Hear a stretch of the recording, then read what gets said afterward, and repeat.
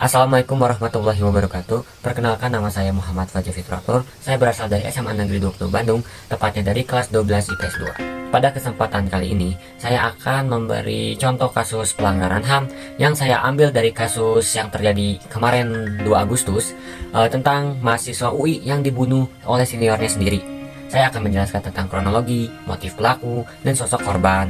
Jadi, seorang mahasiswa Universitas Indonesia tewas dibunuh oleh seniornya sendiri. Mayat korban berinisial MNZ, 19 tahun, ditemukan terbungkus sampah di dalam kamar kosnya. Pelaku berinisial AAB, 23 tahun, yang merupakan kakak tingkat korban, telah ditangkap. Jasad korban ditemukan pada Jumat 4 Agustus 2023, berawal dari kecurigaan keluarga karena ponselnya tidak dapat dihubungi. Keluarga mengecek ke kosnya hingga akhirnya menemukan jasad korban di kolong tempat tidur kosannya di Jalan Pakali Raya, Kubusan Baji, Depok. Namun dalam waktu kurang dari 24 jam, polisi berhasil menemukan atau menangkap pelaku dan mengungkap kasus tersebut. Korban ternyata dibunuh oleh seniornya, dan berikut fakta kasus mahasiswa UI dibunuh terkait kronologi hingga motif pembunuhannya. Jadi kronologinya tuh, korban yang bernama Noval dan pelaku yang bernama Altaf pada Rabu 2 Agustus 2023 pukul 18 WIB lah, bermula ketika Altaf mengantarkan Noval pulang ke kosannya.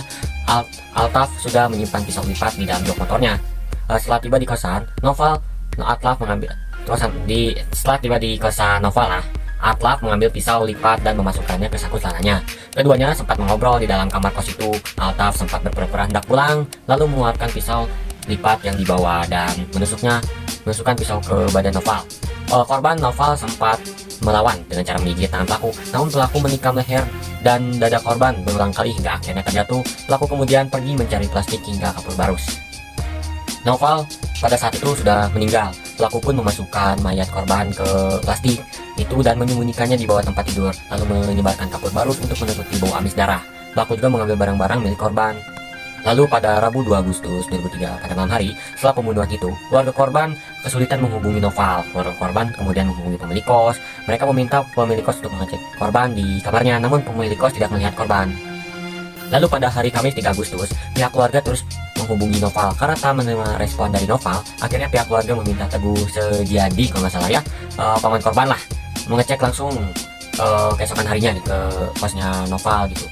Dan pada Jumat 4 Agustus 2003, paman korban Pak Teguh mendatangi kos atas permintaan ibu korban. Setiba di lokasi, Pak Teguh melihat kondisi kamar kos yang terkunci. Pak Teguh tuh kemudian mendatangi pemilik kos untuk meminta pintu kamar korban dibuka gitu. Saat kamar telah dibuka, Teguh melihat kondisi kamar kos yang berantakan, menemukan beberapa kapur barus yang berserakan. Ulah si pelaku waktu itu ya. Polisi mengatakan tak ada barang-barang milik korban di kamar Teguh. Pak Teguh tuh kemudian mengecek ruangan dan menemukan plastik hitam yang ternyata berisi mayat keponakannya, yaitu Noval. Nah, pada Jumat siang, masih tanggal yang sama 4 Agustus, setelah mendapatkan laporan penemuan mayat, pihak kepolisian mendatangi tempat kejadian perkara atau TKP ya, dan mencari keterangan saksi. Kurang dari 3 jam, polisi berhasil membekuk pelaku pembunuhan mahasiswa itu. Nah, tadi kan kronologinya. Nah, sekarang motif si pelakunya itu, si Altaf itu, karena dia tuh iri terhadap kesuksesan korban gitu, Noval. Dan Altaf juga terlilit bayar sewa kos dan utang pinjaman online lah atau pinjol.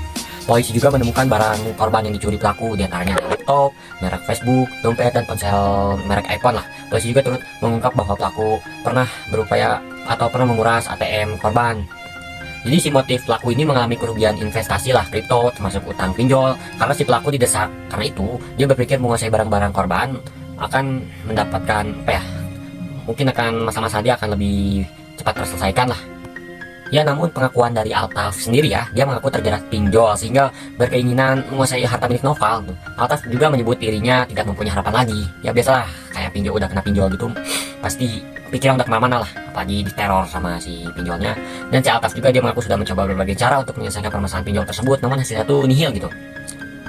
Dan yang dikatakan Altaf pada saat di kantor polisi ya, dia tuh berbicara kayak saya tidak ada masalah sih dengan korbannya si Noval, tidak ada dendam juga. Jadi karena saya sudah putus asa juga, rencana baru muncul pas saya ngantar si Noval. Jadi rencana itu muncul secara tiba-tiba lah, mungkin emang setan gitu ya, kadang kejahatan itu datang karena bukan direncanakan tapi karena ada kesempatan gitu. Ya itu yang dirasakan Altaf hingga sampai membunuh si Noval. Dan oleh karena itu, polisi juga telah menetapkan mahasiswa UI si Altaf itu sebagai tersangka kasus pembunuhan berencana terhadap adik tingkatnya gitu, atau si Noval itu ya. Dan kalau nggak salah si Altaf itu terancam hukuman mati.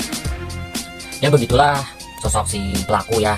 kenapa dia lakukannya gitu. Dan sekarang saya akan menjelaskan sosok si Noval itu bagaimana gitu, si korban yang dibunuh itu.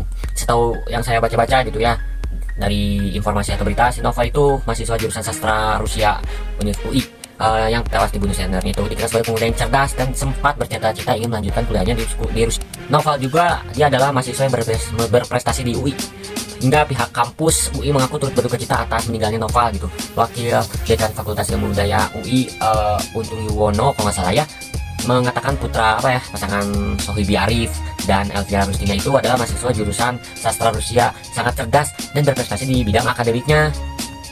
Dan Noval juga, korban si Noval itu, dia tuh sudah menyelesaikan kuliah semester 2. Itu tuh menurut mendapatkan indeks atau prestasi prestasi kumulatif atau IPK-nya ya 3,83 gitu, yang tergolong sangat tinggi lah di UI ya. Selain berbakat di bidang bidang akademi gitu ya, Noval juga disebut juga memiliki bakat dan hobi di bidang e-sport kalau nggak salah. Dan keluarga juga menjelaskan gitu ya bagaimana si Noval di mata keluarganya gitu. Mungkin yang kata keluarganya, Noval itu dikenal sebagai anak yang penurut dan baik. Saat pulang ke Lumajang pun korban lebih banyak banyak berada di rumah gitu. Jadi selama korban berkuliah di Jakarta tidak pernah tuh mengeluh punya masalah dengan seniornya di kampus. Karena itu keluarganya juga tidak menyangka gitu korbannya dibunuh seniornya.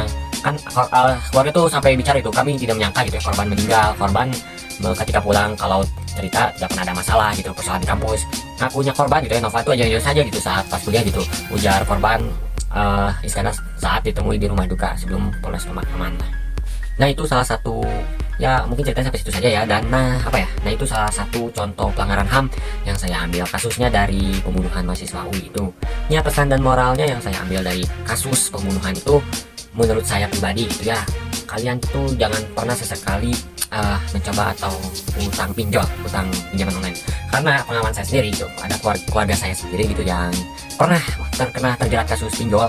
Dia sampai stres, depresi, kayak udah gak punya harapan lagi. Namun kami dan keluarga lainnya sebagai keluarga itu tetap menolong dia, memberi semangat dia gitu, saudara saya gitu, hingga dia bangkit lagi, ekonominya up lagi. Itu kayak dia tuh diteror gitu dari pinjaman online itu, dia tuh diteror dari WhatsApp, terus dikirim ke orang-orang yang dikenal tuh foto-foto yang jelas tentang fotonya gitu, dan dituliskan nama-nama yang keterangan yang memalukan gitu. Diterornya sampai segitunya gitu. Mungkin itu alasan si Altaf bisa stres gitu ya, karena pertama malu dan banyak hal lagi lah. Itulah kalau bisa jangan sampai, dan kita juga sebagai keluarga harus saling mensupport gitu. Kalau ada yang terkena kasus itu jangan di-downkan, namun kita cukup menolongnya dan berdoa kepada Allah lah. Jadi banyak-banyak bersujud kepada Allah saat kita ada masalah maupun tidak ada masalah. Ya prinsipnya kayak terwujud atau maupun tidak terwujud, tetaplah bersujud kepada Allah. Nah sekian yang bisa saya sampaikan. Mohon maaf jika ada salah kata atau ada ucapan yang kurang berkenan. Salahnya selalu datang dari saya dan benarnya selalu datang dari Allah. Wabillahi taufiq wal hidayah. Wassalamualaikum warahmatullahi wabarakatuh.